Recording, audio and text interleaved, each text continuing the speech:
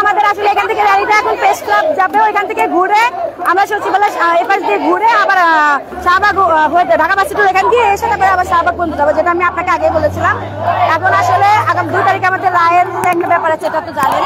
আমরা আসলে সেই জন্যই চাচ্ছি যে সরকার আমাদের প্রতিটি সদস্য, আমরা ডক্টর মোহাম্মদ ইউনূস স্যার যেখানে নারীদের নিয়ে শিশুদের নিয়ে কাজ করে, উনি আমাদের বিষয়টা সম্পর্কে ভালোভাবে জানুক, অবগত হোক। আমি জানি উনি অবগত, তারপরেও আমরা ওনাকে রিকোয়েস্ট করতেছি উনি আমাদের বিষয়টা সম্পর্কে একটু ভালোভাবে মানে অনুধাবন করেন এবং আমাদের প্রতি সদয় হন। এটা ওনার কাছে আমাদের বিনীত অনুরোধ, আমরা 6500 পক্ষ থেকে।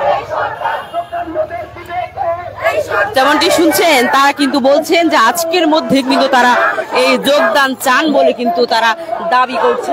যেমনটি দেখছেন এখানে কিন্তু অসংখ্য শিক্ষক এবং শিক্ষিকারা কিন্তু রয়েছে এই মুহূর্তে রাস্তায়, এবং তারা কিন্তু বিভিন্ন স্লোগানে কিন্তু তাদের এই র্যালিটি নিয়ে কিন্তু জাতীয় প্রেস ক্লাব অভিমুখে কিন্তু এই মুহূর্তে যাচ্ছে। আপনাদের যদি একটু দেখাই, এখানে কিন্তু একজন মা তার বাচ্চাকে নিয়ে এসেছেন এবং তিনি কিন্তু দীর্ঘ 22 দিন ধরে এখানে অবস্থানে আছেন। আপনি তো 22 দিন ধরে এখানে অবস্থানে আছেন, কি কি সমস্যার সম্মুখীন হচ্ছেন যদি বলতেন?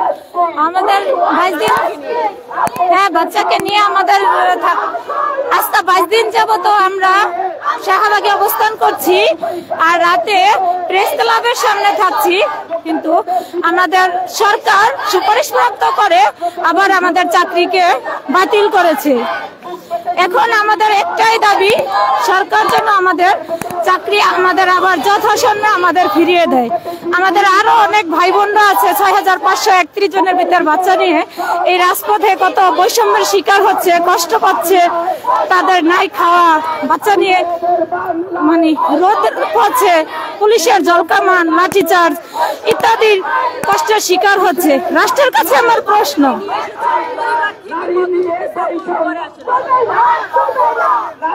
বাচ্চাকে নিয়ে তো পরিবার থেকে আসছি, এই বাচ্চা নিয়ে আমি একাই আসছি, কিন্তু আমার হাজবেন্ড আইসা দিয়ে যায়, আবার পরে নিয়ে যায় আইসা এখান থেকে।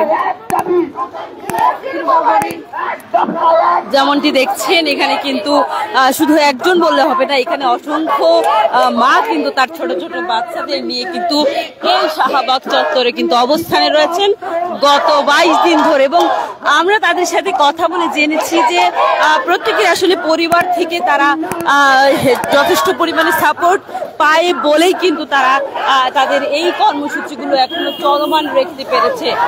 যেমনটি দেখছেন এখন কিন্তু তাদের যে মিছিলটি এবং র্যালিটি নিয়ে কিন্তু তারা তাদের এই র্যালিটি নিয়ে কিন্তু এগিয়ে যাচ্ছে জাতীয় প্রেস ক্লাব অভিমুখে। যেমনটি দেখছেন বিভিন্ন ব্যানার এবং ব্যানার ফেস্টুন নিয়ে কিন্তু তারা এগিয়ে যাচ্ছে তাদের এই স্লোগানটি নিয়ে।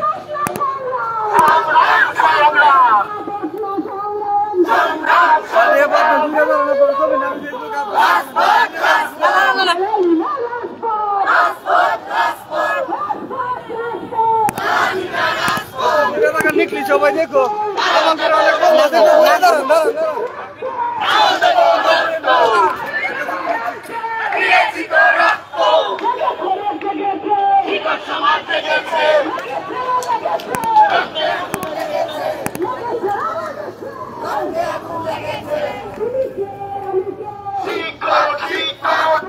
যেমনটি দেখছেন এখনো কিন্তু বিভিন্ন স্লোগানে